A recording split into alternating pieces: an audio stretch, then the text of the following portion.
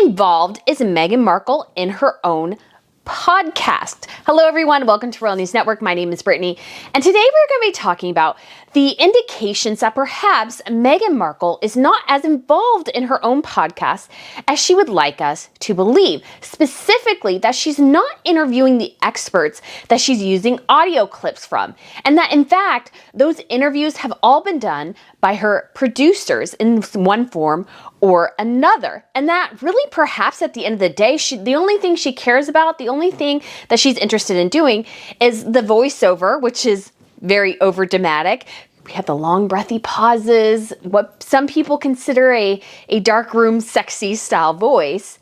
And then the celebrities, that she seems to be only interested in chatting with the celebrities. If she has to talk to a PhD person, it's like, no, I'm just gonna let a producer do that. Now, while this may be some speculation, I don't think it's that far from the truth. And we're just gonna chat a little bit about that today. But if you guys haven't been here to Royal News Network before, like I said, my name is Brittany, and on this channel, I provide compelling royal commentary and news and a little bit of gossip too. So if you guys want to subscribe, that would be awesome. In addition, I will be reviewing television shows and movies and sharing a bit of history too. And I would love to have you back because we have so much fun with royals on this channel.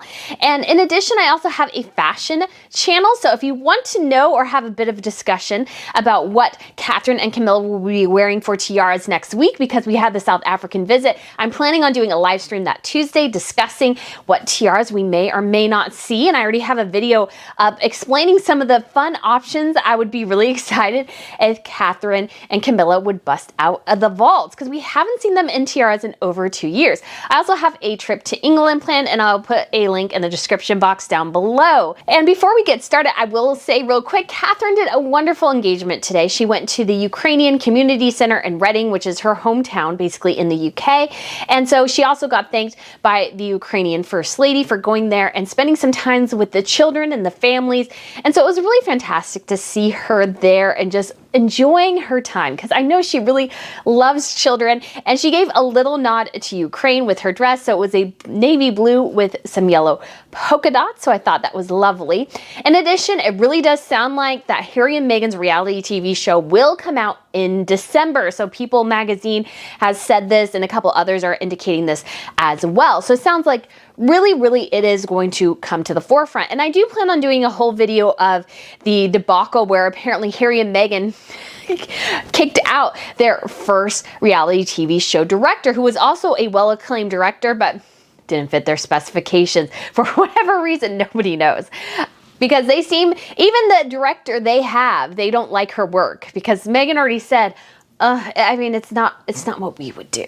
So if I was Netflix, I'd already be extremely frustrated. And I think Spotify would be as well, because I don't think Archetypes is performing how they would like it to. They've put tens of millions of dollars apparently into a potential contract with them. We've heard upwards of 20-25 million.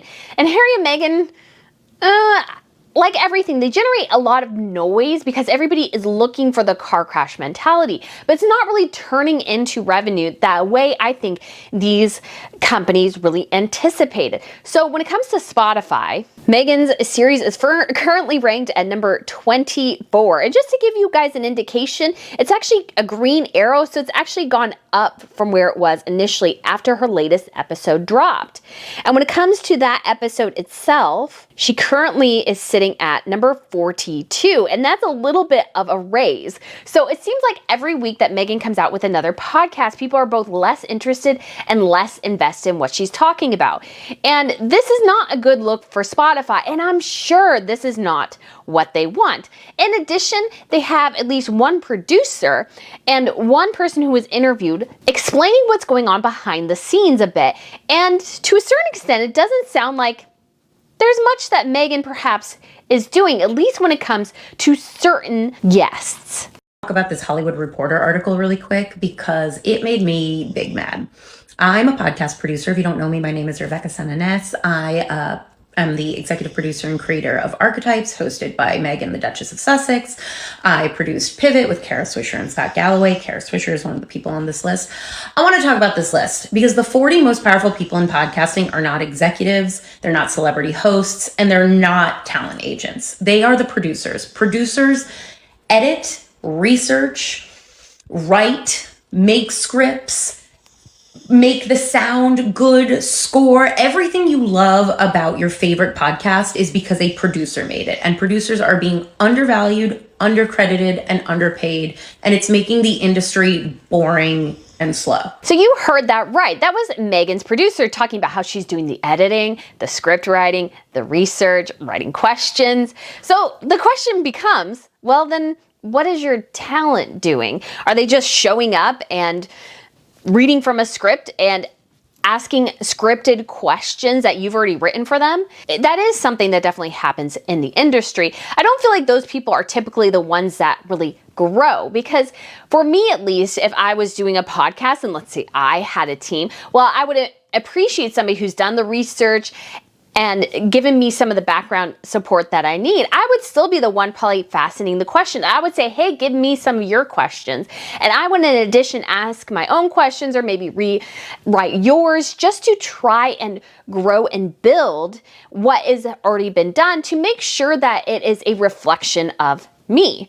And I would personally want to always interview everybody who's going to be on the podcast, because sometimes when you're interviewing somebody, it does add an additional layer. You know what more about them, you know more about their background, their history, and it can add another layer, especially when you can ask a question that you didn't initially anticipate. Whereas through a conversation, all of a sudden you're like, oh my gosh, that is a fantastic idea. Let me ask them that. And I have had instances like that where I throw out a popcorn question with somebody I've interviewed in the past, and they gave me actually a really fascinating answer that I was not anticipating in the slightest.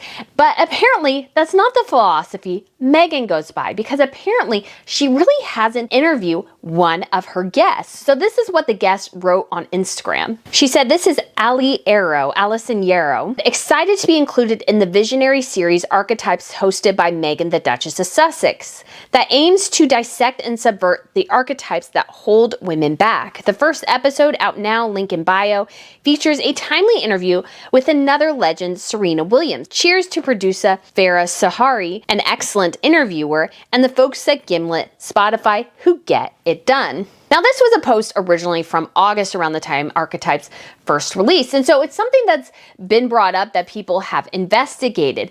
And I find it really fascinating that she has pointed this out, basically saying, hey, it's the team behind it that is the real effort here. It's the team behind it that's really crafting this whole podcast.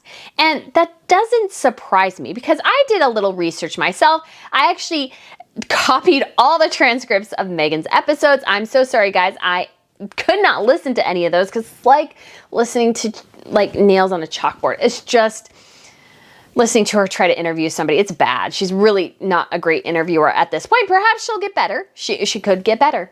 But at this point, I think she leaves a lot to be desired in this area. But what we see throughout these episodes, especially when she inserts the experts like Alison Yarrow, is that Meghan is talking around them. So she's not talking to them. You can tell by even looking through the transcript that most likely that person has been interviewed by somebody else, a producer, and then they went ahead and dropped that audio into the program. So here's an example, and we'll take Alison's. So this is what happens. So Meghan goes, she starts and says, and she was seen as, so she's talking about the Greek goddess Artemis. Oh my goodness, what is this episode from? I don't care enough to look. So she's talking about the Greek goddess Artemis, who was the goddess of the hunt. She used to travel with a pack of dogs, and she was seen as free, bold, wild, beautiful. And from there, to track down the rest of the history of this word, we called up journalist and author Alison Yarrow. And then Alison, epidemiologists believe that the word bitch kind of came out of this Greek insult that meant women were dogs in heat begging for men. And so then Meghan goes, Alison wrote a book, again, my edit on the word here, 90s bitch, media, culture, and the failed promise of gender equality. And in it, she points towards the 90s as a time when a new sort of woman was emerging in the US, a more modern woman, if you will. So Allison then goes, the median age of marriage had hovered around 21 or 22 for about 100 years, and by the middle of the 90s, it had risen to 24 and then 25. And you can see through that, it's clear that Allison's interview, the questions that she was asked, she was never asked them by Meghan Markle.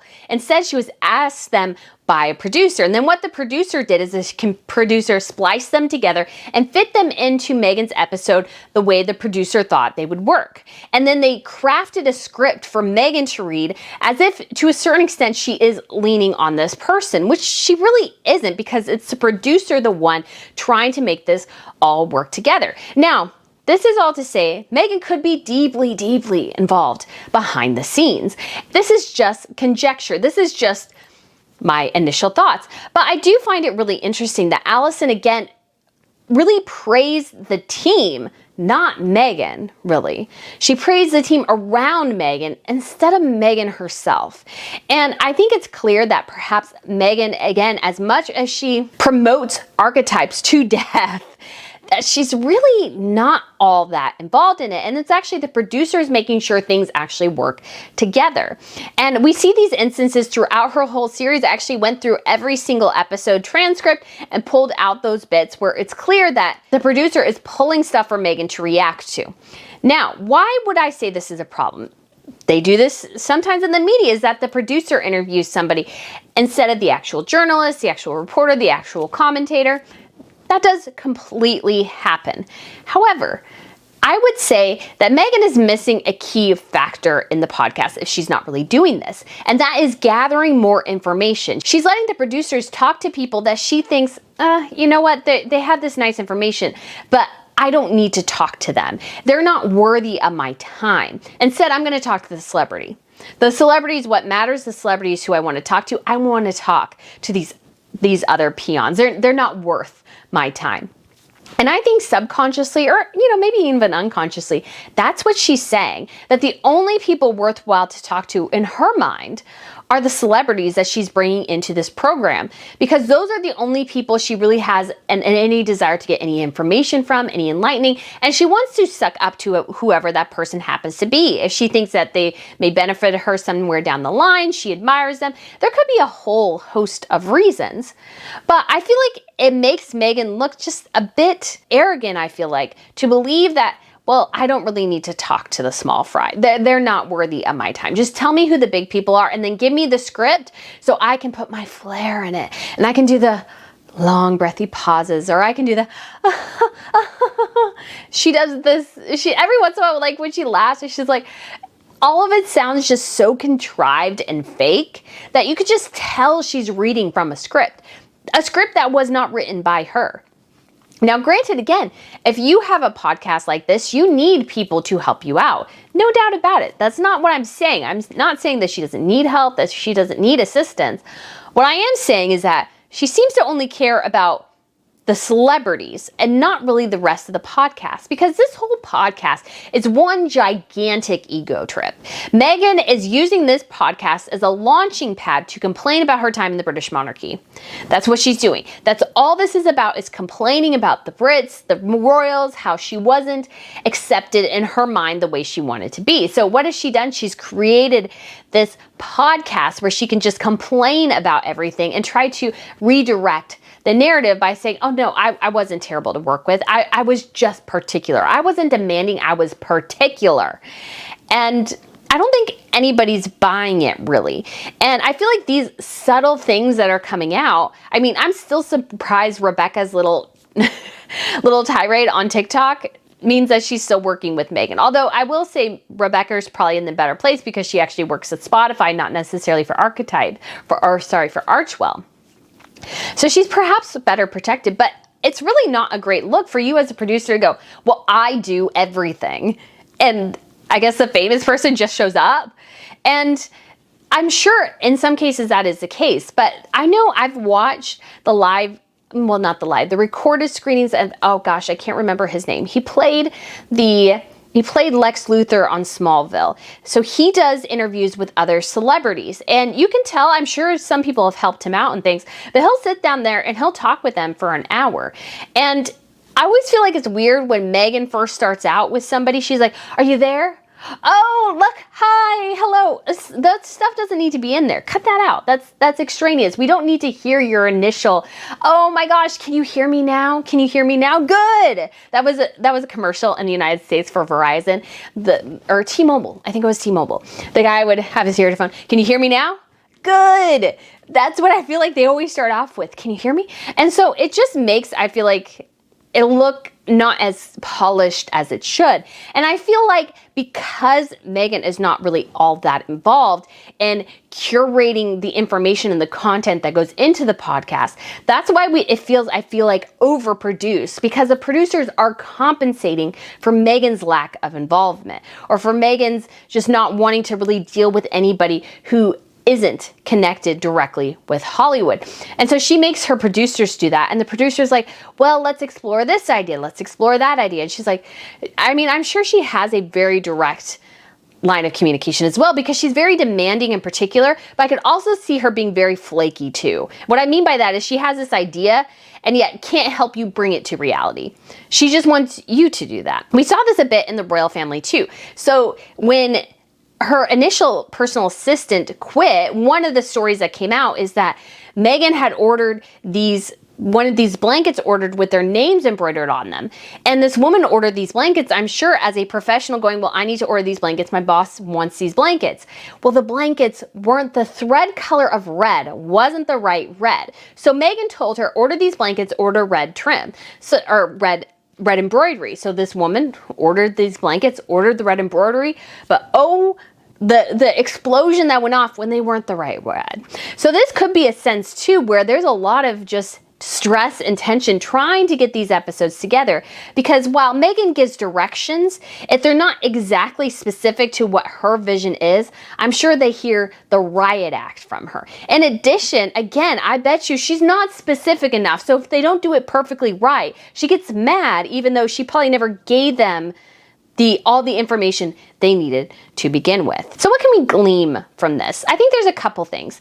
One, I think things are probably fraught behind the scenes. I'm sure the producers are somewhat frustrated that their contributions aren't being publicly acknowledged, nor is all their effort really being perhaps appreciated by Meghan, who's going on this binge publicity tour from The Cut to Variety. And it's all about this podcast, but perhaps in herself, but not as much about the team behind her really helping her. I always appreciate how people acknowledge, hey, it's this thing that I've come together. It's been a lot of effort. I'm just one small part of a larger cog in the machine. I don't feel like Meghan's that person.